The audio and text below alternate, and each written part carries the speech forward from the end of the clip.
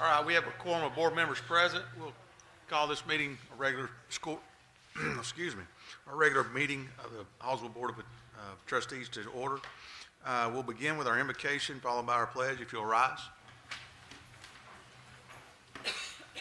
Lord, we thank you for an opportunity to come together to make decisions for this district. Lord, I just pray that as we go through the business of the district, Lord, that we will make wise decisions. Lord, that as we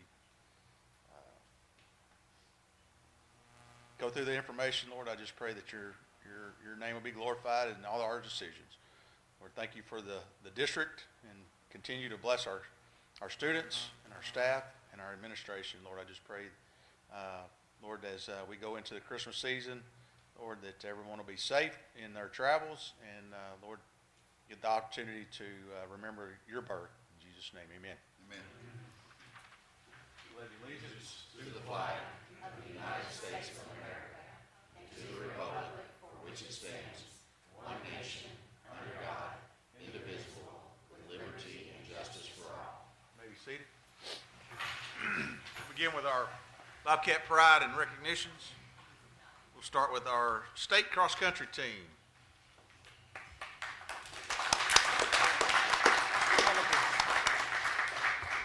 Merry Christmas. It's always a great day to be able to come and address you guys, especially with these just kind of celebrations, these unbelievable kids. Going to state, I will remind everybody here, you probably heard it a bunch of times, going to state is an amazing accomplishment. There is a lot of kids, a lot of schools in the state of Texas, and winning is extremely hard. And our girls did a great job, and they're doing a great job, and they're representing us well. Coach Watley, this is back-to-back trips for her, and I'm going to let her talk about the girls specifically. Back-to-back trips, and you know her history in softball. Doesn't go as much as Mr. Martin, so we might want to consider getting a timeshare down there for her to stay in, but because that's how good of a job she's doing for us. But it's my privilege to be able to honor cross country, Coach Watley, Coach Duncan for the job they did, and let them talk about our kids. Thank you, guys. All right, the entire team could not make it here tonight. We have a few working and in other sports. So, but Avery Perkins is here tonight, and she is a senior, and she'll be going to the University of Incarnate Word when she graduates to run. And she's not done. She still runs track, and we're looking to go down to state again. That'll be Coach Duncan taking her that time, so he'll need that room. But they did amazing. All those girls up there, those kids, we even recruited one right at the end. Kara Solons is a freshman that I grabbed out of track. And so these kids worked really hard all summer long. Most of them are training, and you'll see them running everywhere. And we went last year, and that was Avery's first year to come and join us. And so to do it again as a team is a huge thing. I mean, we had gone twice before. I'm trying to think, in 19 and 20. Yeah, 19 and 20, and then we didn't go in 21. Nope, that can't be right. That was Carolyn. Carolyn, yeah, that's what I was saying. So as an individual, we went 2 years, then we missed a year, and then we went back again 2 years as a team. And that was our goal since Coach Duncan and I have been with the cross-country program, was to go as a team, not just as an individual, because it kind of gets, you know, that one kid out there, and when you bring everybody together to do it, it's a whole lot harder and a whole lot more fun. And so I'm really proud of them. I'm really proud of everything that she's put in. She leads our team. So she pushes them. She pushes the boys. She pushes herself. And so we'll miss her tremendously, but it's been an honor to coach her and the team. So thank you all so much. Great pictures, yeah. Go sit down.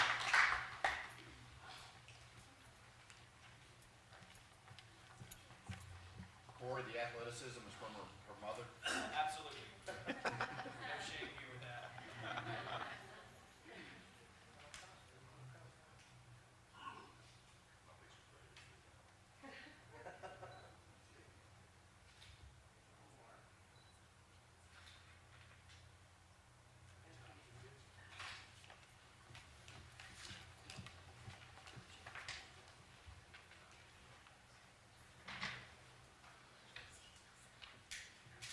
Next, we'll honor the education and training students advanced to state competition. Mrs. Gall. I too, like Coach Farrell, am thrilled to be here tonight to have the ability to recognize some outstanding students and an outstanding educator. But before we get to that, I have to tell you a little bit of history. This board, our superintendent, gave us permission to kind of steal Mrs. Farrell, move her over from history and join our CTE family and team last school year to take over our education and training program of study. In one short year, she made a huge impact on our student in our district. Quickly, she jumped in. Those students were creating lesson plans. They were creating bulletin boards, and yes, they were in every school in this district observing, participating with principals and teachers within our district. Then this summer, we got the opportunity to attend some professional development in Austin, sponsored by TEA. That's where Mrs. Farrell learned about TAFE, which stands for Texas Association of Future Educators. She quickly, again, looked at me and said, I want our kids in that program. And I was like, yes, I'm with you on that. And she said, how do I make it happen? So we learned about TAFE. Mrs. Farrell said, they're ready. We've got some great kids. They can do some great things in this organization. And that they did. December 2nd, we took a group of 11 students to UT Tyler. Coach Farrell, Mrs. Farrell, and I got to participate in that competition. Coach Farrell and I got the opportunity to judge the competition, but as I said, we took 11 students. 6 of those students placed high in that competition to advance to the state level. So at this time, and for any student organization in the first year of operation to advance to the state level is a huge accomplishment. So at this time, I'm going to ask Mrs. Farrell to come forward and introduce her students to you and tell a little bit about the areas of which they compete in.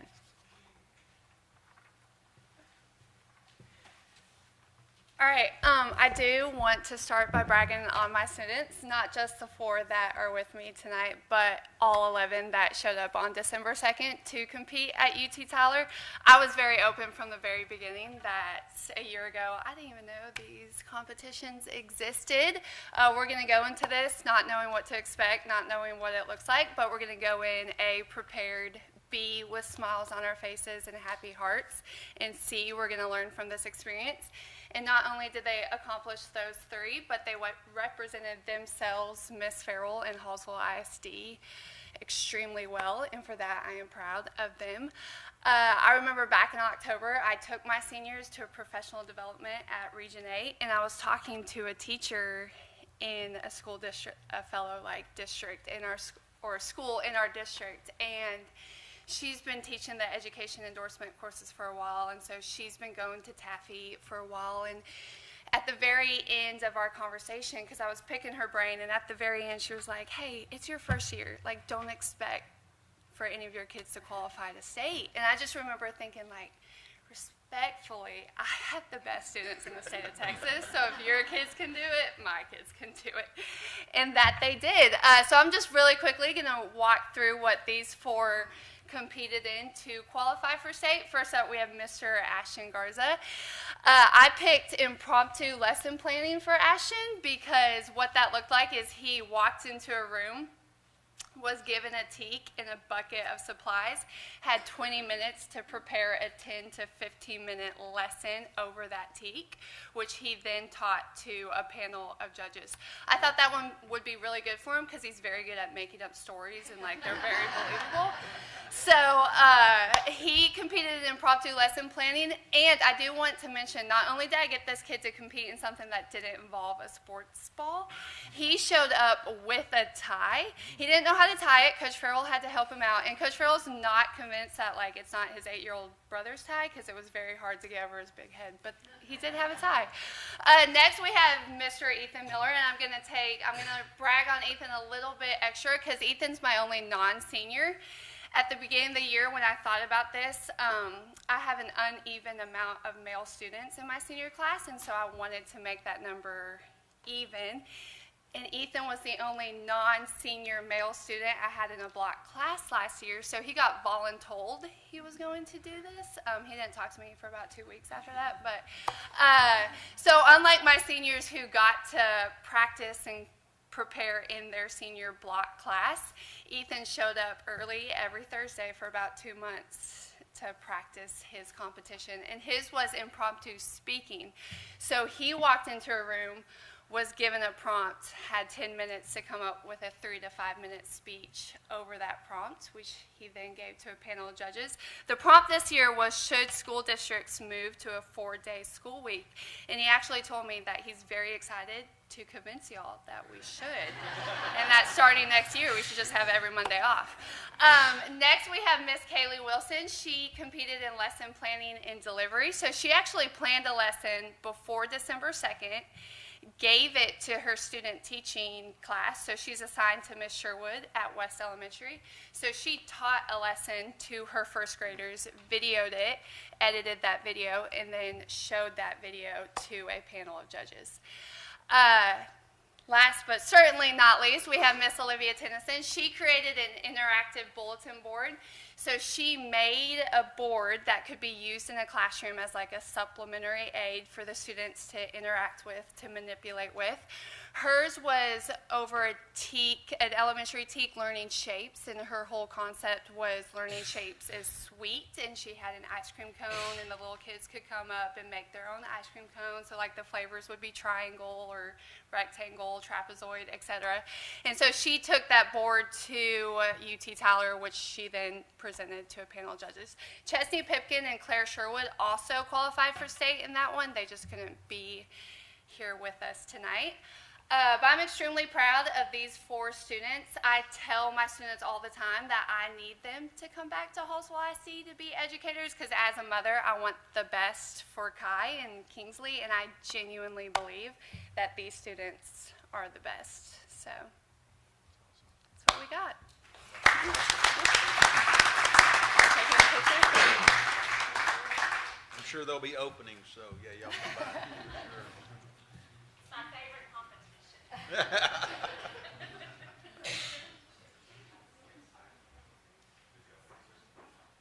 Olivia needed to speak, I thought.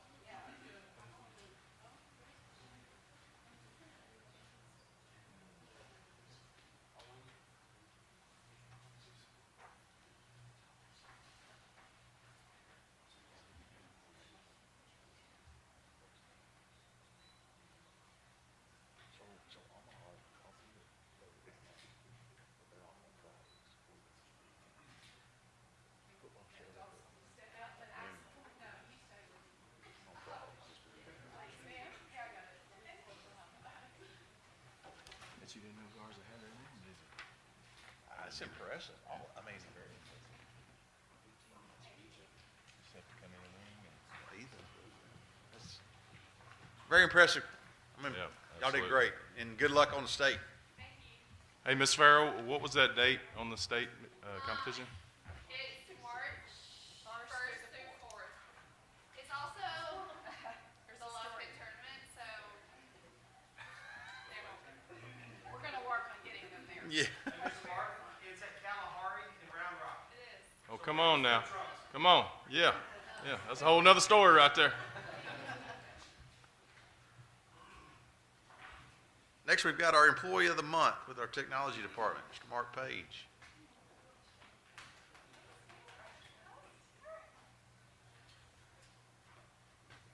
Merry Christmas. Yeah. Thank you.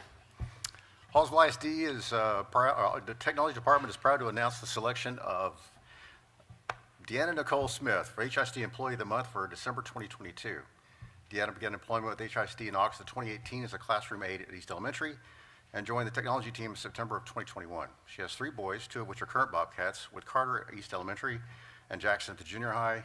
Colton, her oldest, is a former Bobcat as well. Deanna is much more than our administrative assistant. She's also a bus monitor and, more than anything else, the heart and soul of Hallsville ISD technology team. She's the glue that holds us together, from managing our daily purchase orders and tickets all the way up to setting up computers and Chromebooks. Deanna takes on every task we throw at her. She's the perfect mix of patience and strength and an invaluable asset to Hallsville ISD.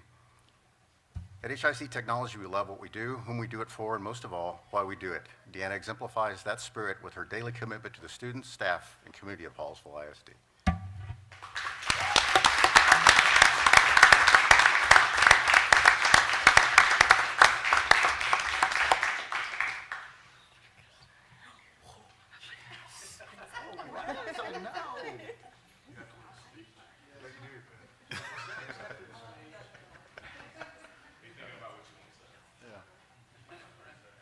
Our students can do a 15-minute, I mean, shouldn't our employees have to do at least 5?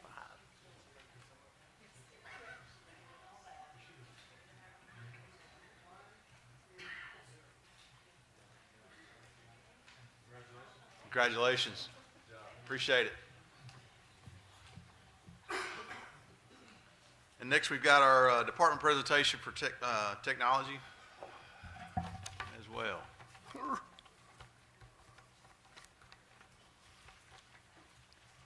Is this going to work? The technology's not working. Yeah, I know. I got to see him. Wow, fancy. Okay, I've got a lot of stuff here. We're going to go through it like really fast, okay? No. The mission of the Hallsville ISD technology team is to provide Hallsville ISD students, faculty, and staff in the community with a reliable and secure technology infrastructure that supports the student learning process, academic programs, and administrative services functions of the district. I've got a quick list there, kind of everything we go through, from everything from classroom technology to our data interoperability, programming development, cybersecurity, telecommunications, video security, door lock key management, computer labs, and audiovisual supports. Annual growth this year, we've had about a 22% increase in our software management. We're currently managing well over 250 software titles. That's everything from Office all the way down to TI calculator apps, internal resources for Skyward, everything else. We've had about a 28% network expansion this year. We're currently at 778 wireless access points, 320 network switches, 720 phones, and 16 public address nodes. We've had 37% increase in our device management. We're managing just over 3,500 desktops and just over 8,000 mobile devices, and that includes Chromebooks, iPads, things like that. We have 368 interactive panels. That's the new line panels. New line panels, 368 of those dudes. 28 signage displays, 246 copiers and printers. We've had a 31% programming growth. We're currently managing over 1.7 million lines of code in all our repositories. We've had a 38% growth in access control and security camera systems, and we've got 121 new cameras going in. And we'll talk more about that later. And we've added 3 new DVRs, which are the servers that we record video on. And we also, of course, took on our district-wide lock, door, and key systems management this year. We'll go into that a little bit here in just a sec, too. Our classroom management, like I said, we've had 327 new line panels, and we installed 221 of the OPS computers that plug into those. We've done desktop hardware upgrades this year for 368 computers. That's usually RAM, hard drives, operating system upgrades, things like that. Copier replacement and paper cut software. We replaced the entire copier fleet this year, all 72 of the copiers. And thank you very much for that. In-house repair for HISD desktops, Chromebooks, mobile devices, desktop and lab printing, including walk-up, copier services, and print services. And our software managed, like I said, we have over 200 titles, Microsoft Office, Adobe Suites, AutoCAD, anything you can imagine, we manage it and install it. This is something we don't talk about a lot, but it's extremely important. Kenton Simpson manages this part of our department for us. It's our automated data synchronization for our third-party applications. This includes everything from our user accounts, curriculum assets, textbooks, class rosters, and Skyward. We also do something called a select secure translation and transfer. It's a method we developed in-house that allows us to transfer our data to heterogeneous systems and disparate systems across the internet that don't necessarily talk Skyward. We've actually built data bridges, these translating adapters that allow us to share very specific and selected data with external resources. So we have a lot more control over what student data goes out and what they see and how much of it they get from us. We also do abstraction and emulation for these systems for systems that don't directly support connections with us. We also do data management for our mass communications and social media platforms. Internet access and gateway, our cybersecurity, we just upgraded 2 of our border routers, our firewall, and our RPZ servers. We are currently working with Longview Core Cable on a 10 gigabit symmetrical fiber network connection. We're currently at 1 gig, so this will give us 10 times the bandwidth we have right now going to the internet. Of course, our continued work on our threat model proposal, which takes care of our cybersecurity end. It's all tied to people, processes, the technology, all these things that work together to help us, stay safe and prevent cyber attacks. All our threat model proposals are aligned with NIST and the TCF models. Program development, we do web application for textbook directories, device management, appointment kiosks. We write applications, quite a few in-house applications for things we use every day. Students use, faculty use. I guess the last thing we just finished that's really big was the check-in system at the high school that they use for checking into the counselor suite. It's a pretty nice piece of software. We write user-level applications that configure to computers. When a teacher logs into a computer at the junior high, it sets up her printer, sets up her software, sets up everything she needs to do her job. If she goes to another campus, logs in with that same account, it sets up everything she needs there. We also do service-level applications for the computers themselves. So if the computer's at the high school, it understands the environment it's in, what software it needs, what printers it has access to. Then, of course, we do automated synchronization of Skyward user data and HR accounts with external federated services like Google and Clever. This also includes account locking based on HR status, which we found out today works well. We had a staff member accidentally get disabled in Skyward and lost his access to the building. Our network and server systems, our planning and infrastructure and maintenance, we currently have 276 switching devices across the district, over 13,000 wired ports. We have one of the largest networks in East Texas. We have 253 miles of fiber optic cable. If you took it out and laid it end to end, that's how far it would go. 778 access points, 18 WAN LAN routers, and 12 unified gateway routers. These are routers that help with our wireless network control traffic to and from the internet and then from the access points inside of all the buildings. We also do the planning, installation, and maintenance and repair for our ESXi and Proxmox virtualization environments. This allows us to run 20 to 30 different servers on one piece of hardware. Now, the great thing about this is we have a smaller footprint. We need less air conditioning, less resource usage for electricity, a little bit of everything. It allows us to spin these up and spin them down on demand so that we don't have the power requirements we'd have just running 24/7. And we also do deployment and maintenance for cloud-based server instances through Amazon Web Services and Google Compute. We offload a lot of our resources to them so that we're not using our electricity. Electronic access control, we now have card and badge access for 120 doors and gates across the district. This is integrated, again, with our accounts. We talked about that. We had an account get disabled for Jerry Dillard today, and he couldn't get into high school. We have detailed auditing and reporting per user for every entry point. This increases our security, improves our return on investment, and provides a better experience for our employees, staff, and visitors. Keyless entry on our exterior doors. We plan on having all the exterior doors for keyless entry by 2025. Great thing about this will help with offboarding, so when people leave the district, we don't have to worry about getting keys back. We just enable their badges and we're secure without having to rekey all our locks. For telecommunications services, we have 720 digital, analog, and IP phones across the district, 23 KSU units, which control all those phones, and the 23 private branch exchange PBX nodes. They control and route calls to and from the outside world. These managed through two T1 PRI links, our trunks. We also have mass communications management through our parent link services, and of course web fax and fax gateways, voicemail, direct dialing, text messaging, and we plan on upgrading our outgoing. We're going to dump our T1s PRIs probably within the next 2 years and go to something called SIP, and this will allow us to have a much higher call volume. And now that we actually have a point of demarcation in Longview, it should actually greatly reduce our telephone costs. We've got 323 cameras in the district, 120 going in by the summer. We kind of got put back on that project finishing up west. Migration upgrades to all our Avigilon software is completed, so all those cameras have been moved over to Avigilon. We've also are rolling out integrated doorbell systems at the primary entry points for all the campuses. Allow two-way communication and a view for whoever's in the office, and they can let people in or out and lay eyes on them before they open the door. And looking at physical isolation upgrades for our camera networks to make them more secure and more reliable, upgrades to our DVRs, and then access into our access control integration so that our cameras will be tied into our door locks. As I said, we took over the doors and locks management this past year. We began our auditing. By the way, we've passed our first 2 audits with flying colors. We have long-term, like I said, planning for exterior door lock and key control systems and management, where we want to come back and totally change the physical keys on all the exterior doors in the district on a separate key plan, so that we don't have to worry about those floating around. And with the access control, there won't be any need for people to have exterior keys. This is joint project management with our access control and video surveillance people. We now have an on-staff locksmith. That's in the monthly board report. Ben Coulter, he is the bomb.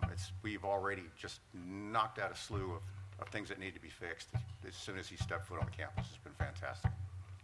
And we're also trying to build up relationships with Asa Abloy, who own Corbin Rushman and Medco and Yale. This will allow us to actually order parts for our doors without having to go through a distributor. Should save us just tens of thousands of dollars every year. We got a lot of old doors, by the way. Computer labs and Chromebooks. We're currently managing just shy of 8,000 Chromebooks. 1,000 of these devices are now beyond end-of-life status. They've been functioning well, but we actually, as a matter of fact, there's 651 of them that we lost, but there's about another 300 of those we found out aren't going to work for state testing. We have 300 at our office right now we hope to have deployed here by the first of the year, and we're trying to order another 1,500 if possible here pretty quick. We're currently managing 1,000 desktop computers in 48 labs. We upgrade the lab software and hardware in 1-year cycle, and then roll in replacements on 2-year cycles, take those old labs and push them down to the other campuses. We're transitioning all our K3 labs to Chromebook stations now with Chromebooks and a Chromebox and Chrome OS rollouts. We're able to put the same operating system that runs on a Chromebook on some of our older desktops that allow them to log in with their badge and give them a little bit better management than what we've had with the traditional desktops.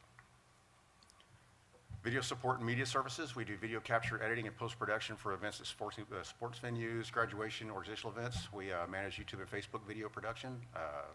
This is mostly done. J.R. Burt does most of this for us.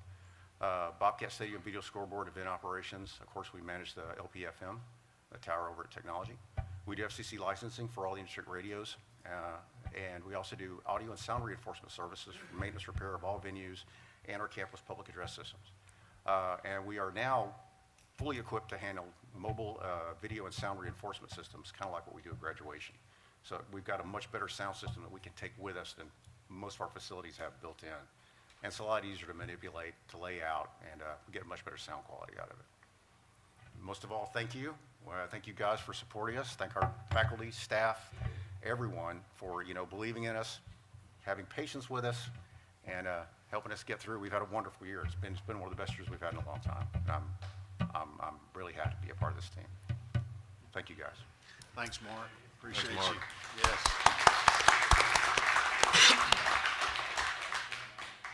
Hey, Mark, just side note, I understood everything you said.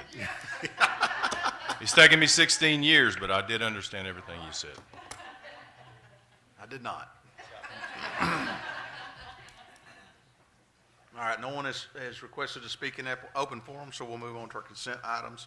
Board, we've got our minutes from our November 18th meeting, the November 2022 balance sheet for the general fund, as well as the financial statements, balance sheet for the bond fund, and the financial statement, bond funding expenditure analysis, our quarterly investment report, budget amendment 2023-2 regarding our auction proceeds. We've got consider vendor of over $50,000, the FEV tutorials, approved policy FFH local, student welfare, freedom from discrimination, approved policy COB local, food and nutrition management. Does anyone have any one of those items you want to take a look at?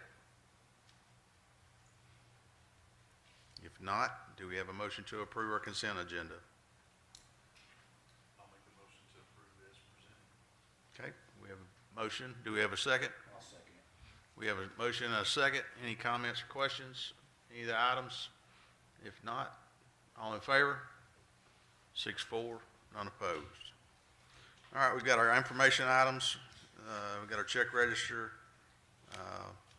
Nothing on that. Then we'll move on to our next item, 6B, Ford Fiesta donation. Mrs. Gall.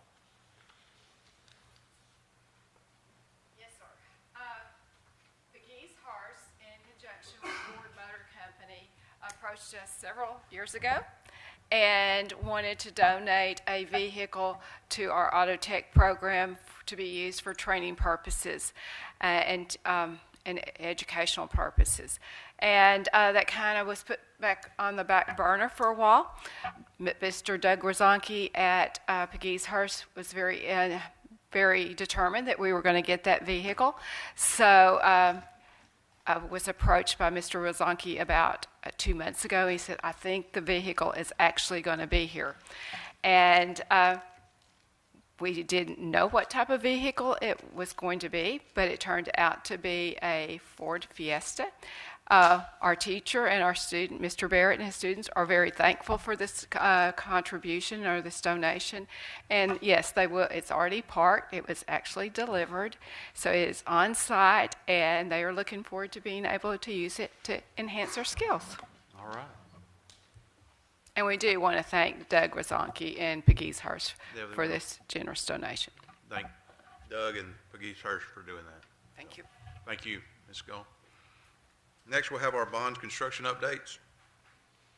Mr. Erickson will take both. Auditorium and the west.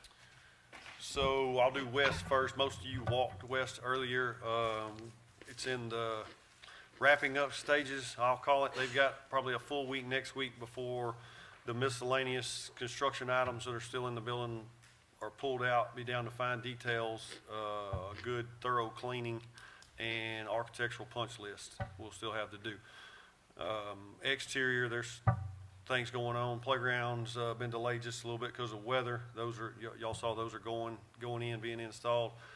We need a little bit of cooperation with the weather because of striping and painting on the concrete. All that stuff needs to be dry so that we can finish those, and all that stuff needs to be in place before we send students and parents through the driveways.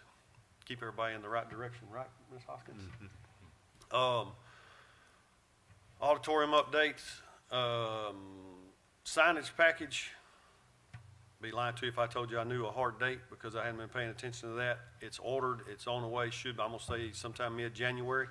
Furniture package for the interiors ordered mid-January. That'll be delivered and installed. Next week, they'll be doing some miscellaneous punch list and warranty items that have been submitted, taking care of that while there's nobody, no students, no faculty.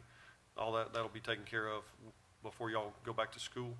But for the most part, I think the signage package, and there's 2 cameras and a piece of hardware that allow the production on stage to be shipped to the TVs in the commons area, and that's missing, and I don't know when that's coming.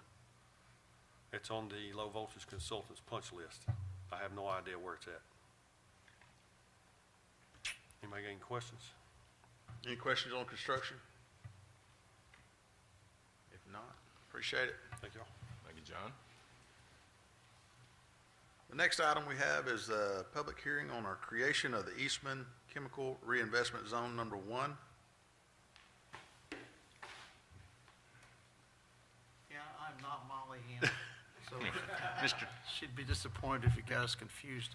But my thanks, Mr. President, members of the board, Superintendent Martin. I'm Dan Casey with Mo Casey, and we're now Mo Casey LLC. We've been bought this summer, and they decided they wanted me to hang around, so I'm hanging around. But we have before you, one of the things you have before you, and this goes back to 1981. Voters approved a constitutional amendment that allowed the legislature to create local tax incentive programs for economic development. Now, one of the conditions in that constitutional amendment in 1981 is that it had to be located in what they call a reinvestment zone or reinvestment area. And you have a resolution before you tonight. It's about a 4-page resolution. It has a photo on the back of the site, but and it's, and if you haven't, I've gotten copies of it here if you hadn't gotten that. So this has been a hectic week as far as getting materials out, so we apologize for that. But basically, it's what's happened. I think is part of the steps to go through in doing this is publish notice in the newspaper that you're going to consider the creation of this zone. The other thing is we have to notify all the other taxing units in the county that or any that have any of your territory in them that this is coming. But it's not, you're not condemning anybody's property. You're not trying to use eminent domain to purchase it or the rest. It just identifies where the project is going to be, that you're going to consider later, where that project's going to be located. And that's all that's involved in that. And I don't know if anybody else has any comments or if anybody else has any questions. Is there any public comment on the in the public hearing section? No public comment? Okay, let's go ahead. We'll have to have a public hearing on the application that Eastman Chemical. Yeah, and Well- this is a pretty exciting project, and I'll talk. I mean, I can talk through this if this will help you out later on as Sure. far as doing this. But basically, this is we're kind of in the last year of Chapter 313. We've worked on our firm. We've worked on this stuff since the law was created back in 2001. But I know we've worked on some Eastman stuff in the back. I think there's one that didn't happen, and it may have been after 2008, the financial crisis. There was some stuff there. But basically what you have before you is a project that's got, it's a substantial investment, because if you look at the potential taxable values on there, so just under $750 million in the peak year, and that's a sizable addition. There's a printout, and I'll just hit some of the highlights of this, but kind of three things. What are the school district benefits to you from doing this? Well, that's fully taxable for INS purposes. Now, I think you're getting some, and I want to talk to Ms. Brown about this. You're getting some EDA funding now, so it may offset some of that, but you're better off. I always tell folks, the bigger the tax base you have, the better off you are in the long run, because one of the bigger failures to me is the state 20 plus years ago set up the IFA and EDA programs and hardly added any funding to them over the last 20 years. And I've gone and lobbied on this, not very successfully, but trying to get it raised. And they said, well, if they get that money, they may just they may build more buildings. I thought that was kind of the purpose, because we worked some of the 313s we worked on. The very first ones I worked on were some wind projects, and they were both operating out of schools that had been built by the Works Progress Administration in 1936. You may have had one of those at one time or another. The problem, one of them was that they had built, unfortunately, the Works Progress Administration built it over city sewer lines, so anytime it got hot, they had to ship the kids home because the smell got so bad. Well, they've been doing that for 80 years at the time we got involved, and they ended up with a $300 million wind project, and had allowed them to pass a bond issue and build new schools, and they're in good shape for the next 50 years. But that's facilities funding ought to allow you to do that, and it's not. So but this is the one benefit of this program is that any value you get are fully taxable. So if your underlying tax base grows and the rest too, you're going to get some potential INS benefits out of it. Now the other thing is, the way this functions is that what the company's requesting for 10 years. They will have a $30 million limit on their M&O taxes. They will pay taxes on $30 million, but they don't pay on the full project value. The difference is the source of this. In a sense, your question, we had a discussion before the meeting about how does this impact our funding, and I'll talk about that in a minute. The one thing we do in each of these years where that $30 million limit is in effect, the agreement that you have before you says for each of those 10 years, you have a third-party consultant. We do a lot of these. There are other folks that do them as well. But you basically, each year, you take under whatever school finance law is in effect in that year. So you're not trying to guess. I mean, this was the biggest headache we had when we started. Well, the legislature's going to change this. What happens if you lock it in? Somebody's going to lose their shirt before the 10 years are up. So you basically, each year, you take whatever school finance laws are in effect. You run one assuming that they built the project, you hadn't granted the $30 million limit, and then you compare with the $30 million limit, and if the district's losing any money as a result of entering into that, and we have some calculated losses I'll talk about in a minute, then basically, if the state funding formulas don't make it up, we send an invoice to the company and they make it up. And then the agreement calls for us to do these calculations by November 1st of each year, and then they get an invoice and it's due by January 31st, which is the same time their property taxes would be due. So that's worked, and it's worked well. We've had very few challenges over the years to our appeals, and one of the things in the agreement, I hope I'm not rambling on too much about this, but one of the things that's significant in the agreement is that if some company doesn't, you've got a very solid company here. I don't ever think this would be a problem with them, but if a company doesn't honor its agreement and are declared in breach of it, any tax savings they got over that, up to that time period, are treated like delinquent property taxes subject to penalties and interest. And that's why you don't have many companies do that, because of the way that stuff accumulates. You get a few years out and you're talking about serious money. So, the thing is, if you got somebody that's making, the other thing I characterize is, if you got somebody that's making a $750 million investment in your community, they generally got somebody looking over their shoulder, either internally or external finance. So we've got, this is I think, a very solid company and a very solid project in terms of the scale of it. That's the other aspect of it. But the other thing is that there are still provisions in there for revenue protection payments calculated the way they were done prior to House Bill 3. And so we're showing it in our report over the first 2 years about just under $8 million in revenue protection payments. And given what we know now, and the thing I should emphasize, that column where the values are in, the appraisal district is going to make that determination each year. So they've got to determine what those values are. This is kind of good faith estimates on the front end as far as where the company thinks they're going to be, but the appraisal district will make that determination each year. But so that may affect this, but that nearly $8 million in revenue protection payments the first couple of years comes from a provision that was retained in House Bill 3. The other benefit that you get, and I think you negotiated this with the company, are what they call supplemental payments, and you've locked in $460,750 a year, I think, for 15 years or 13 years, and that's that and the revenue protection payments. There's no state aid chargeback or recapture or anything else. It's money that you get to take and keep, and you can use it for any what the attorneys refer to as any legal purpose, any legitimate school district purpose, and so that's a good thing to have. The other thing is built into this, and I think that these values I talked about in the front, the appraisal district determines them. I think Molly worked with you in building in a schedule where there's some minimum values in there so they can't drop below a certain level. There's a schedule in there, and that's an attractive feature to the agreement that you have before you and are considering. So those are the major things they have in the, and I think they're going to employ more than 10 people, but basically the minimum they have to report at the time they file this is minimum of 10 jobs. These are what they call qualifying jobs, and the rate that the controller put in their report is $73,824 jobs, plus you pay 80%. They pay 80% of the insurance premiums for them as far as health insurance and the rest. So these are attractive. So anybody does it. The non-qualifying jobs are still about $53,000 as a minimum. Can't be less than that. So the extent that they have now, I don't know if there's somebody from the company here who wants to talk about those aspects.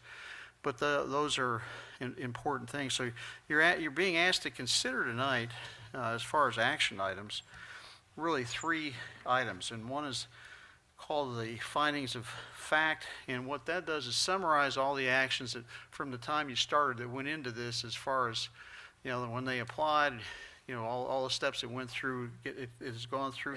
The one thing this has gotten is a lot of scrutiny, because when they apply, the controller reviews this to make sure the application is what they declared as being complete, that it meets all the requirements as far as data requirements and the rest.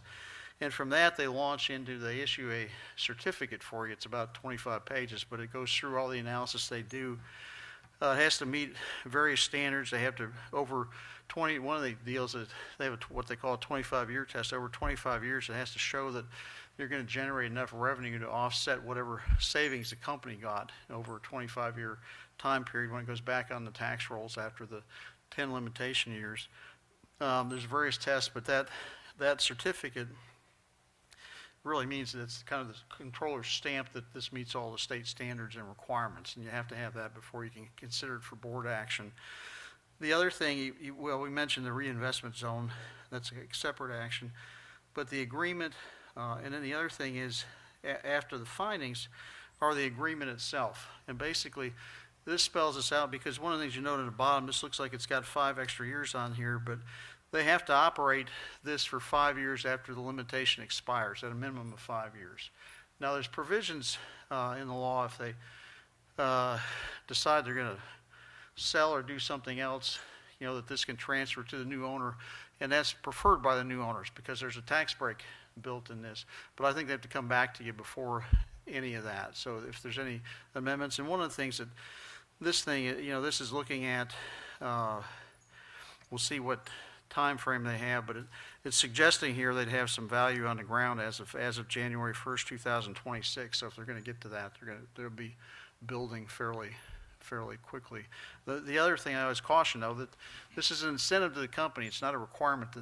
If they sign this, it doesn't require them to build it, unfortunately. But I don't think we're ever going to get to the point where that's going to work that way. But it's offered as an incentive. But I think that my experience with this company in the back, you've got a real solid company that's come forward to you. Looks like you've negotiated a very solid agreement with them on it. Now, the only other thing I'll mention, if you decide to consider these action items and take actions, and the attorneys always beat on me if I don't tell you this, you have to, if anybody has any conflicts of interest, if you're leased them land or doing something else, you just have to declare that and probably abstain from voting on those action items. But I think and you've got procedures for doing that already on the books, but I think it's just good to note for the minutes that the board was polled and didn't have any conflicts, or if they did, the person decided to abstain. And what I'm trying to save you trouble is when the state auditor's office sends out a group of 22-year-old new accountant graduates to audit you. This is one of the first things they always look at. So I'm trying to just save you some grief down the road of life. Don't tell the auditors I said that, but with that, I see if you have anybody else that wants to make any comments. I've tried to summarize it, but I think this has got good, from our review, and I think we include a consultant's letter in here that, based on our review, this meets all the state standards and requirements, and it's one we're very comfortable recommending to you for your consideration. Thank you, Mr. Casey. Is there any other comment on the application? Yes, come on. Yes, sir. Yeah, so I'm Andrew Coggins with Eastman Chemical Company, and Amy Hooper is here. I think many of you know her as well. And I think, the point I want to make briefly is, yes, this is an incentive. This is still a competitive process for us at Eastman, looking at other sites in other states. However, the point I want to make to you all is I really appreciate the support that you've given us to get everything we can possibly get into place to put us in the most competitive position possible for this facility. Our employees are pretty excited about it. Word's out now. They're asking a lot of questions. And way back in June, we came to you with a need to, within weeks, get an application submitted to the state because of the cutoff timeline. And it's been that same way time after time, trying to get all these incentive packages put together under the timeline that Eastman's been under to try and get all this stuff in motion. And you all have been super supportive of that. We appreciate that. That's indicative of the support we've already received, year after year for our facility. And you can't have a plant like we have that's successful without that type of support from the community. So that's the main message I wanted to convey, because I haven't had a chance to be in front of all of you at the same time. But we're optimistic that we do have a good story to tell, but these incentives are very important for us to be able to demonstrate that to our headquarters and to the decision makers. So I just want to share my appreciation. Thank you. All. Thank you. Appreciate it. All right. If there's nothing else on the public hearing, we'll move on to our next public hearing on our annual School First reporting. Miss Mary Brown.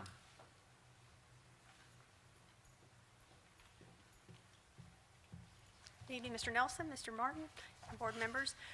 Each year we have this annual requirement to disclose to the school board and community our School First rating system and rating for the year. As you'll remember, this rating is the 21-22 rating, which is based on the 20-21 school year and financial results. It's known as the School First rating. It measures the quality of financial management in Texas public schools and is an element of the district's financial transparency.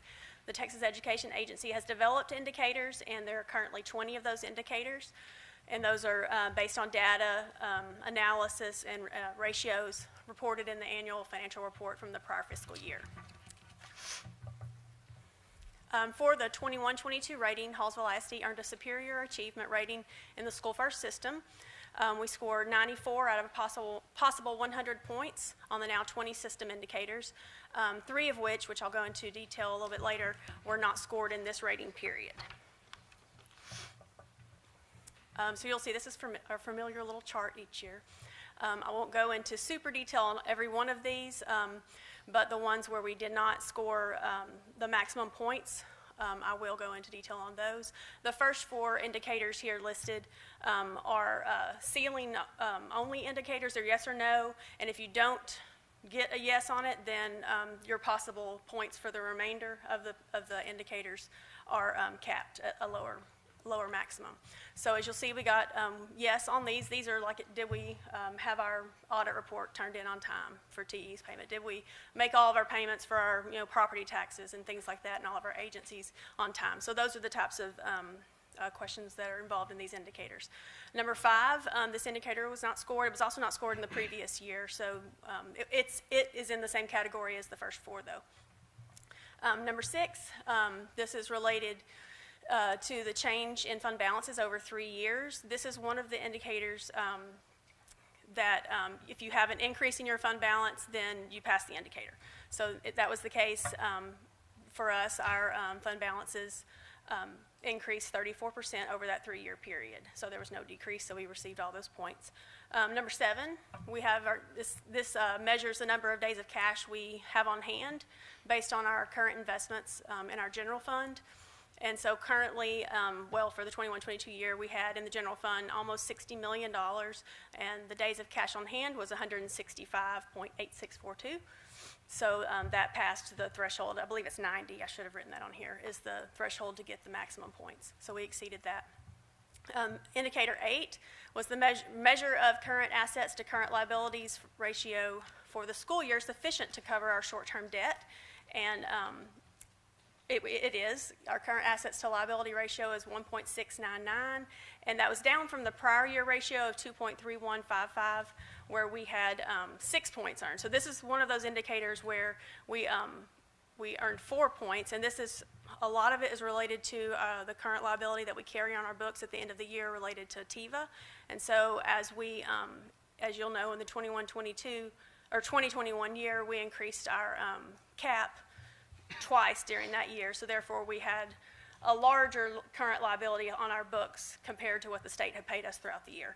So that is what would have caused that to go back down, where we had been on an upward trend in the prior year. So as our TEVA enrollment stabilizes, that indicator would also stabilize as well. Indicator number 9 is, of course, all of these, but actually all of these on this page, we got the full value. So I'm not going to go a whole lot into all of these, but it again goes into it's ratio based on the number of days of cash on hand, being able to meet if our revenues equaled or exceeded our expenditures, which it did. Number 10 and 15, I do want to go into detail on, because these were not that they weren't scored, they were given full value for all districts in the state. So they were really not scored, they were just given credit. So did the school district average less than 10% variance when comparing the budgeted revenues to actual revenues for the last fiscal years? And it's a 3-year rolling average that they compare. This is the same indicator last year, these are typically are all or nothing points. So we did not get any points last year. And this is related to the increases in our enrollment caps in TEVA. So when we would start out the year, we budgeted more conservatively at a lower enrollment cap, came in with higher revenues. So our variance is a positive variance, where our actuals were higher than our budgeted, which is better than the other way around, in my opinion. But it contributed to, of course, we know 18-19, we started out very conservative the first year. We were a little bit more stable in what we didn't do increases during the year in 19-20, so we got closer, and then in 2021, we again raised it twice during the year. That was COVID related. So our 3-year average is 36.4, which is clearly higher than 10%. So as in the future, this is one I really want to be able to hone in on and get better on, especially if our TEVA enrollment stabilizes. We should do better there. But by the grace of God, we got all 10 points this year. So I'm not going to complain. The other ones are all, administrative cost ratios and debt to property value ratios, student staff ratios. We all got those, full points on those based on our data through PEMS. 15 is the other one that TEA did not score. And the reason they didn't score those is because statewide, because of closures with COVID, districts had a hard time with their budgets and with their attendance rates and all of that. And so that's why TEA chose to not rate those and give full value. So number 15 was the school district's ADA within the allotted range of the district's biennial per pupil projections submitted to TEA. So every 2 years, which the deadline for the next 2 years was yesterday, so those were submitted yesterday, we have to decide or project what we think our enrollment, ADA, all of our FTEs and attendance will be for those next 2 years going into the new legislative cycle. They use that to estimate what they're going to pay us during those years, and so that's how they decide we're going to send you this much every month during the year, and we'll settle up at the end. So in we know what has happened in the last 3 years, that we've increased enrollment throughout the year, and so our actuals on ADA were very different at the end of the year than what we had projected 2 years ago. So this is another one of those that we would not have gotten any points, but since this was an issue for all districts in the state, everyone was given 5 points. So again, this is one that has, I think we've talked about this every year. These are the two indicators that had the 3-year rolling averages that we wanted to get better on. So I want to have full disclosure with you guys about where those would have been had TEA given a value to those. Okay, and these, number 16, the comparison of our PEMS data to our audit report. So Jill does a fantastic job with all of our PEMS submissions throughout the year.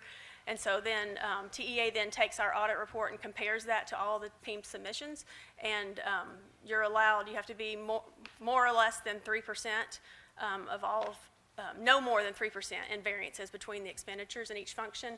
And we had a 0.000 403%. So very, very, very little variance in our submission. So that's all credit to Jill Buchanan and her department. They do a fantastic job. Number 17, these are yes or no questions, which we passed all of these related to the results of our audit report from the prior year, if it was free from material weaknesses in internal controls and financial reporting, which it was. The internal auditor also indicated it was free of material noncompliance for grants, contracts, and laws for local, state, and federal funds, and whether we posted all of the financial information on our website in accordance with the requirements, which we've done.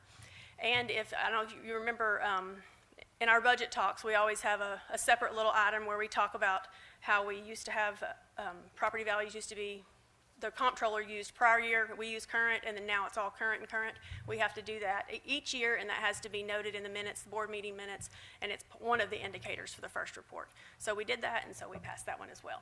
So those are the, I hope y'all have any questions about any of those. I went through those quickly. I know a lot of them are repetitive from year to year, but I wanted to for sure go through the ones that were different this year and how TEA chose to rate those. We have other disclosures required for the first report related to the fiscal year that ended August 31st of 2021. One of those things is that we either have to post the superintendent's contract here or publicly available here at the meeting, or have it on our website. We have it on our website always open and available to the public to view at any time. So we meet that requirement. We also have to disclose expenditures for all of the board members and superintendent. So you have a column for each board member place and the superintendent related to meals, registrations, conferences, transportation, and lodging, categorized in those ways. So this was the year 2021.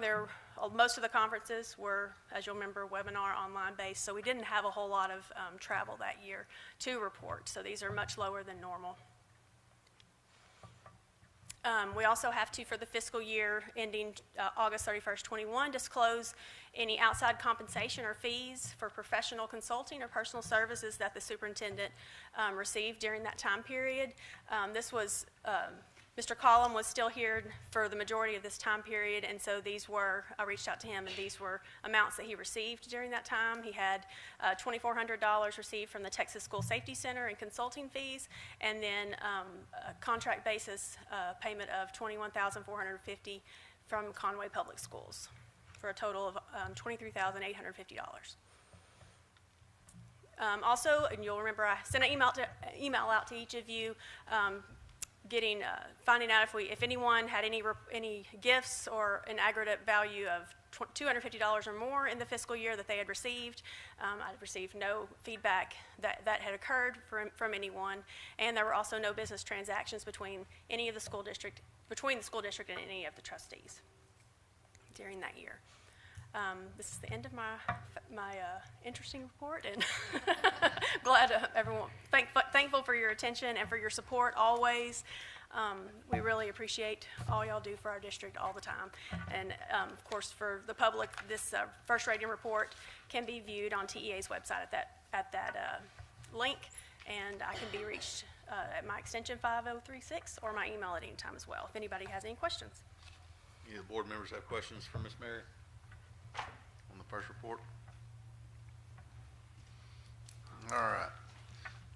If not, we'll move forward to our action items. First item is to adopt a resolution creating the Eastman Chemical Company Reimbursement Zone Number 1. Ms. Brown's getting her information.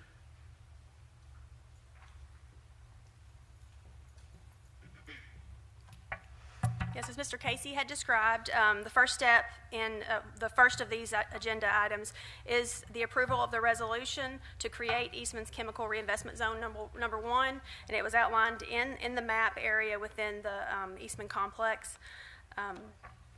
So it is the administration's recommendation to approve the resolution to create Eastman's Chemical Reinvestment Zone number 1 as presented. I move to approve the resolution creating Eastman Chemical Company reinvestment zone.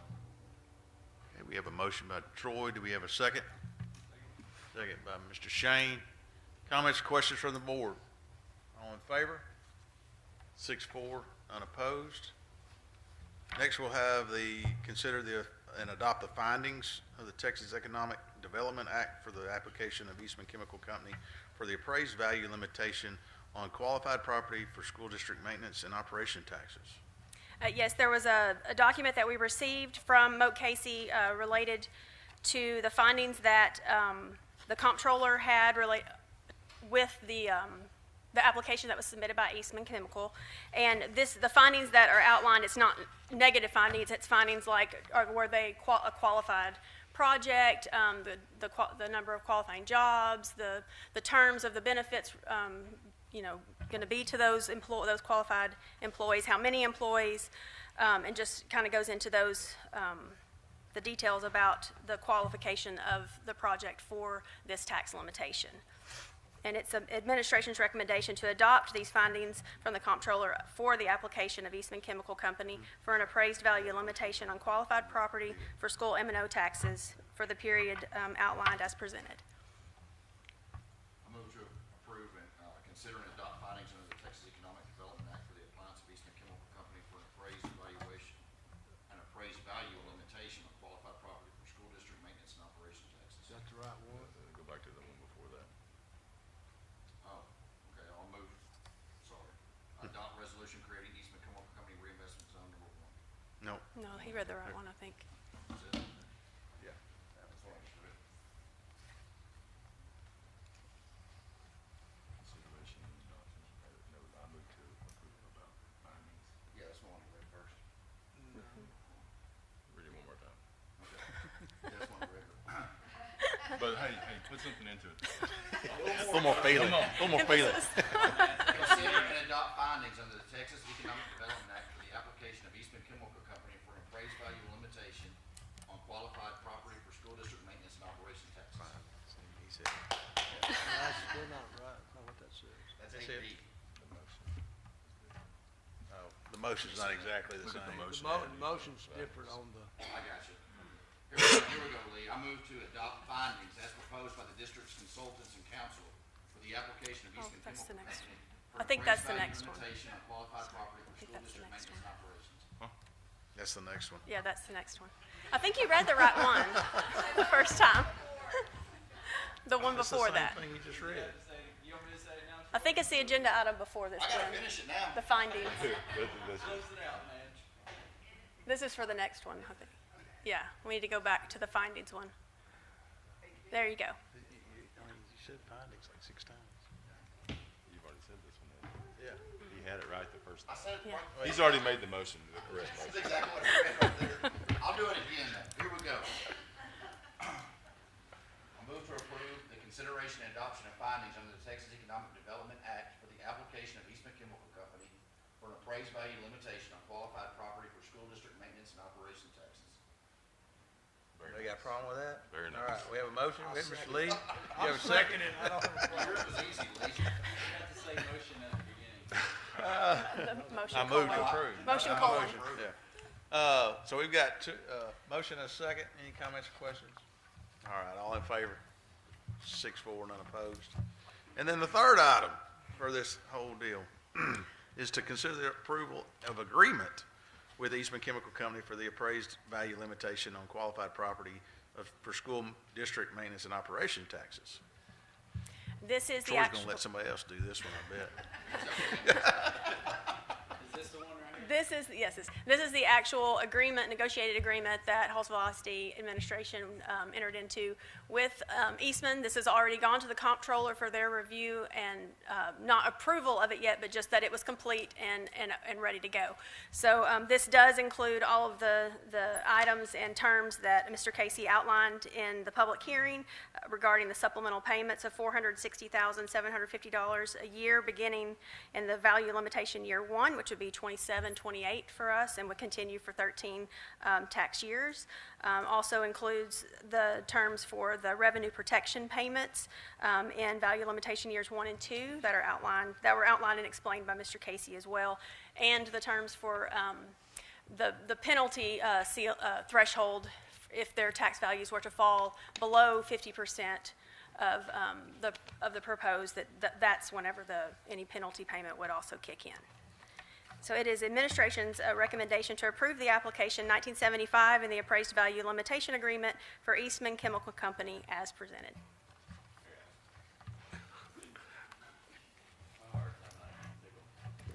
I move to approve application 1975 and conditionally approve the agreement for Eastman Chemical Company pending receipt of final comptroller approvals as recommended by council and the district's consultants. All right. Good job. Do we have a motion? Do we have a second? Mr. Doug, seconds.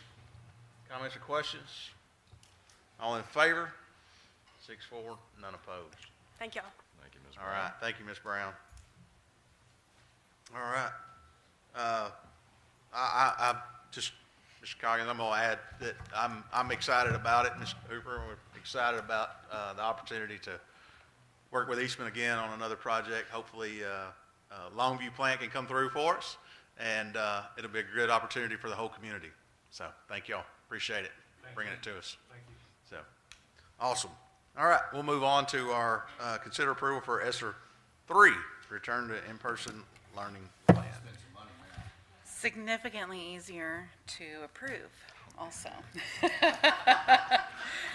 This one actually costs you nothing, but part of the condition of having the ESSER 3 funds is that every 6 months we update our return to in-person learning plan and make sure that that is posted on the website and all the things. There is actually nothing that was changed in the prior 6 months in terms of what the CDC or the TEA recommends, and so the recommendation is just to renew as presented with no changes. All right. We have, do we have a motion to approve the ESSER 3 return to in-person learning plan? All right, we have a motion by Doug. Do we have a second? Second by Mr. Lee. Comments or questions? All in favor? 6-4, none opposed. Now we Next get to spend item some is money. to consider the approval of a vendor over 50,000 for graphing calculators. All right, one of the needs that came up on campuses, specifically the junior high and the high school, is to have graphing calculators in classrooms so they could have them in for instructional purposes and then for testing purposes. And so the ESSER 3 fund would pay for this, and that helps meet our 20% threshold for instructional materials. That is part of ESSER 3, and so a portion of these graphing calculators will go to the junior high, and a portion will go to the high school. And so they come up to a grand total $59,732, and those are rechargeable, so we don't have to continually worry about whether or not the batteries work, just whether or not they got charged. And so the recommendation and the ask is that that is approved.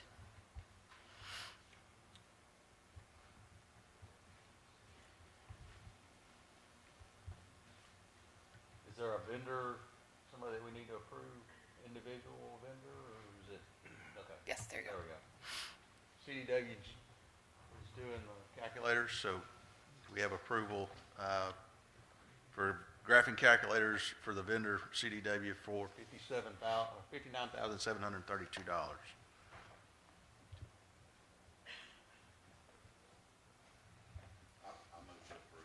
Okay, we have a motion to approve. Do we have a second? Second by Jason Ainsworth. Comments or questions? All in favor? Mr. Lee wants to go look. Hold on. And why was CDWG selected over the others? They get them here faster. And the last time we ordered from that second vendor, they had things stolen off the truck, and then they had to replace them. And then there was another issue when they replaced them, so there were just lots. It was one of those where the $4,000 difference, it was just, it gets them in the hands of our students with greater ease with the CDW. A lot. We do. We probably use them buy a a lot lot. of stuff. So they're just a trusted and reliable vendor. All right, we have a motion and a second. Any other questions? If there are no questions, all in favor? 6-4, none opposed. All right, thank you, gentlemen. Thank you. Next, we have Mr. Ben Abedikian. Consider the approval of replacement of the Hallsville Junior High auditorium seating. All right, good evening, gentlemen. We have our older auditorium, as you guys know. It's been good to us. It's, approaching its life expectancy on some of the seating there. It's the original seating, so I think it's, about as old as I am, so 40+ years. But we went out to a couple of different vendors, and it's our recommendation that we go with Irwin Seating. They're good. They're a local, or not local, but they are an American-made company. Do very well with seating. I've worked with many of these vendors in the past, or at least Specialty Supply and Lone Star Seating. So it's our recommendation that we go with the seats there for $257,994 with Lone Star Furnishings. They all bid the Are there any same, questions that we have? same chair? The same, well, they're a little different, but they're the same type of chair, same quality, same. It's like Chevy Ford. I mean, you're talking fabric-backed seats, bid on the same quantity of seats, bid on the same veneer end panels, same. Are they comparable to what you just looked at? Very comparable to that, and it was an interesting decision to choose between the two. I went with the cheaper. I put both of these other seats in. Moberly Baptist Church actually has the Irwin seats. Belcher Center, I put in the seats that we have in the auditorium. So we just went with the one that was $1,200 cheaper. I figured if it was my money, I'd go with the cheaper cost. It's a very quality seat. Are there any specific questions on the chair? The end panels were the same. Are we doing flooring too? I think I see that in here. No, we will have to change a little bit of the flooring once the seat layout is configured. And just so you know, guys know, also the seating, it's based on 1,166 seats, okay? But once they actually start laying chairs out, we may be up plus or minus 25 or 30 seats one way or another. But they will not to exceed that price of $257. And if we use less chairs at that price, they would give that back to us. The total is cheaper. If we get to 1,066 and we need 6 chairs to finish out and make it look right, get the 6 chairs. Yeah, of course, of course. Of course, very comfortable All right. seating. All right, so we've got a recommendation to approve Lone Star for the urban seats of 257,000 something. So we have a motion to approve. Mr. Lee? Move to approve. Mr. Lee has a motion to approve. We have a second. I'll second it. Second by Troy. Comments or questions? If none, yep. Oh, you're already in favor of it? All right. All in favor? 6-4, unopposed. Thank you very much. All right, thank you. Next item, 8G, we will table until the board has an opportunity to discuss in closed, subject to legal contracts. Board, is there any one of the department reports that y'all would like to speak on, talk about? I'd like to pull the facilities report. Okay. Mr. Ben, on the facilities report. So I know we've been doing a lot. We've been approving bids for paint. We've been approving bids for flooring for the sixth grade campus. And I know you've got a ton going on west. Right. But I also know that we're gonna have a time window between January and probably July to have that campus completed. Is there any way that in the reports we can start getting not just the bid request, but maybe a timeline of what, like, I don't know exactly what we're doing in that campus. And I wanna know, I'd like Sure. to know, what projects we've got planned, when we're planning on completing them, just so that we as a board can keep up with where we're at on that project, because this last project with West, if we didn't order or get bids in time, we waited months until they would even be shipped. I don't see that as a problem with this, but I do want to make sure We don't miss our window. as a board keeping our eye on the completion date. So I'm gonna ask for a completion date for that campus, and then a list in the next report that shows exactly what things we're replacing, we're improving on, and when we expect to have it completed. Is that fair? Oh, it's very fair. And Yeah. then the status on Where they're at. where we're at the moment. Sure. Yeah. It's like a pared down version of what we're getting for West, right? What we're asking for, kinda. Yeah. Yeah, I can Probably produce a more than report what any, we've been any, getting, any but which yeah. way that you'd like. What are we doing? Where are we at in Yeah. that process, and when we're gonna get through with it? Yeah, yeah, I can Okay. definitely do that. I appreciate it. Yes, sir. Okay, nothing else? If there's nothing else, 7:47, the board will take a recess and go into executive session to discuss personnel and legal matters, contracts. Thank you.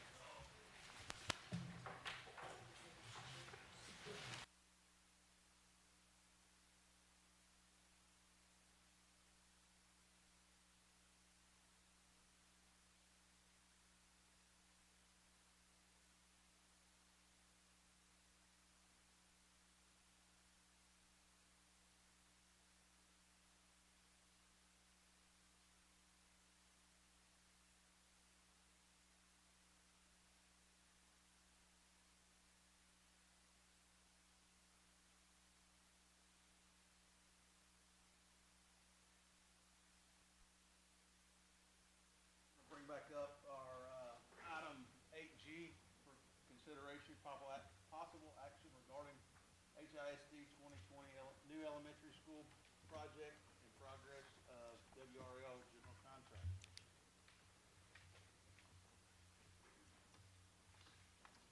Ms. Brown?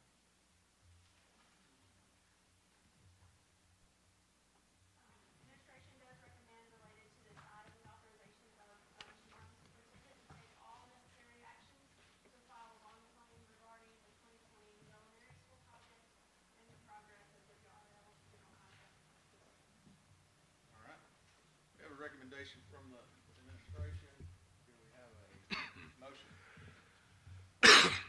All right, I move that we authorize the superintendent to take all necessary actions to file a bond claim regarding the project. All right. We have a motion. Do we have a second? I'll second. Doug? Seconds. And, any discussion, questions? No further discussion. All in favor? 6-4, none opposed. Thank you, Ms. Brown. All right. Next item we have is our personnel recommendations. Martin? Yes, sir. Thank you, Mr. Nelson. At this time, I would like to recommend Group A for personnel to be approved. Okay. We have a recommendation from administration to approve Group A of our personnel. Do we have a motion to approve? I'm going to approve Group A and then personnel. Okay. We have a motion from Group A, for Group A from Troy. Do we have a second? Second. Second by Shane. Comments or questions? No comments or questions. All in favor? 6-4, none opposed.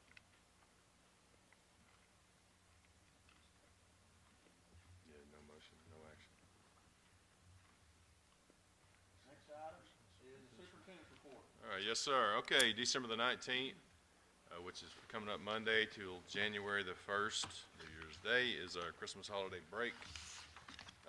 Thursday, January the 12th, coming up, 5 p.m. will be our West Elementary open house.